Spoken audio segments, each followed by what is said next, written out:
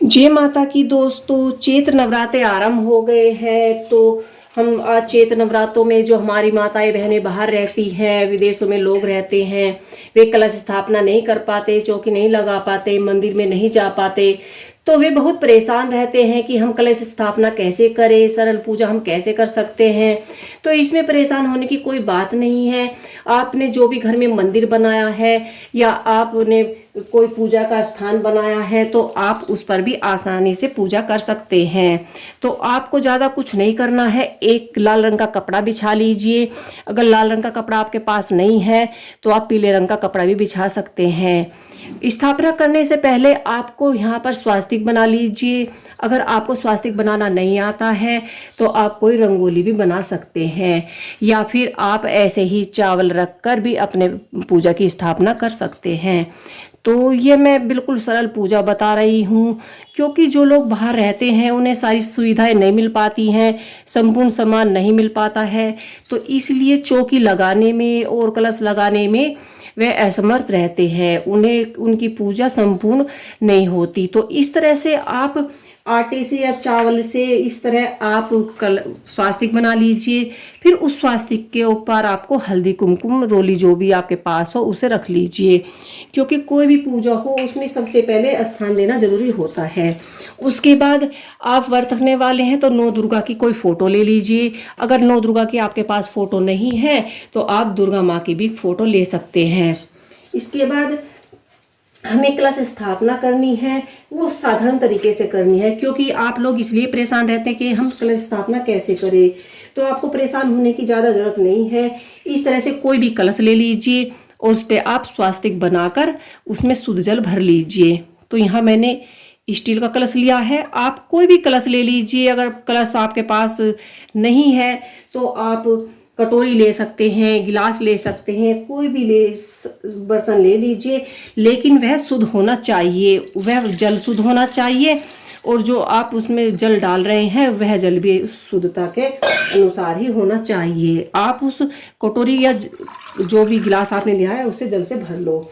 उसके बाद हमें यहाँ पर थोड़ा सा चावलों का आसन देना है, और ये जल हमें रोजाना 1 लोटा जल चढ़ाना है। लेकिन ये वाला आपको लोटा नहीं उठाना है, ये आपको 9 के 9 दिन ऐसे ही स्थापित रखना है। इसके बाद हम यहाँ पर दिया प्रज्वलित करेंगे। जहाँ पर आप दिया प्रज्वलित करें वहाँ पर भी आपको चावल का आसन देना है, इसलिए आप यहाँ पर चावल का आसन दीजिए और तभी आप जोत लगाइए। क्योंकि 9 दिनों के 9 दुर्गा के नवरात्रे हैं। उन 9 दिनों के नवरात्रों में माता की जो भी सच्चे दिल से पूजा करता है, माता उसे को प्रसन्न होकर उसका फल अवश्य ही देती हैं। ये जरूरी नहीं है कि आप पूरी सामग्री के साथ, जो भी सामग्री है उसी के साथ आप संपूर्ण पूजा करें, ऐसा कुछ भी नहीं है। आप जितनी भी सामग्री है उसके साथ ही आप पूजा कर सकते हैं, बस आपको सच्चे मन से पूजा करनी है। इसके बाद हम यहाँ पर गणेश जी को आसन देते हुए गणेश जी की स्थापना कर देंगे, क्योंकि सभी पूजाओं में गणेश जी की पूजा सर्वप्रथम की जाती है। इसके बाद अगर आपके पास फूलों वाली माला है तो माता रानी को फूलों की माला अर्पित कीजिए। अगर आपके पास फूलों वाली माला नहीं है तो आप कलावा भी अर्पित कर सकते हैं। यहाँ पर हमने गणेश जी को फूल अर्पित कर दिए हैं और ये हमने उनको वस्त्र रूपी कलावा पहना दिया है। तो इस तरह से आप दीपक की भी पूजा कीजिए और सच्चे मन से जो भी आपकी मनोकामना हो, जैसे भी आप माँ से श्रद्धा हो ऐसे ही माँ से प्रार्थना करके उनसे आप पूजा अर्चना कर सकते हैं। और माता को तिलक लगाइए और जो भी आपके पास अवेलेबल हो, जो भी भोग प्रसाद आपके पास हो वह भोग प्रसाद चढ़ाइए।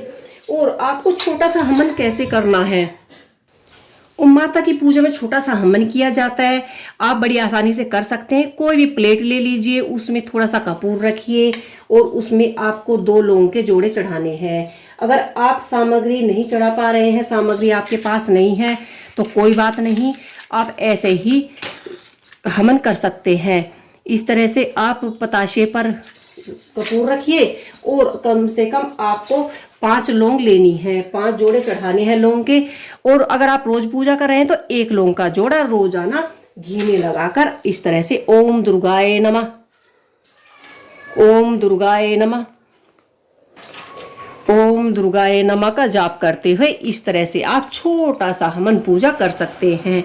तो ये वीडियो मैंने बताई है जो बाहर रहने वाले हमारे, ओम अंबिकाए नमः सभी माताओं का ध्यान करते हुए इस तरह से आप एक छोटा सा हवन कर सकते हैं और अपने नवरात्रों की पहले दिन की पूजा संपूर्ण कर सकते हैं। तो इस तरह से आप चैत्र नवरात्रे हो या वैशाख नवरात्रे हो, आप इस तरह से सरल तरीके से पूजा कर सकते हैं। इस वीडियो में इतना ही। अगर आपको मेरी ये छोटी सी वीडियो पसंद आई हो तो मेरे वीडियो को लाइक कीजिए, शेयर कीजिए, कमेंट कीजिए और मेरे चैनल को सब्सक्राइब करना ना भूलें। जय माता की।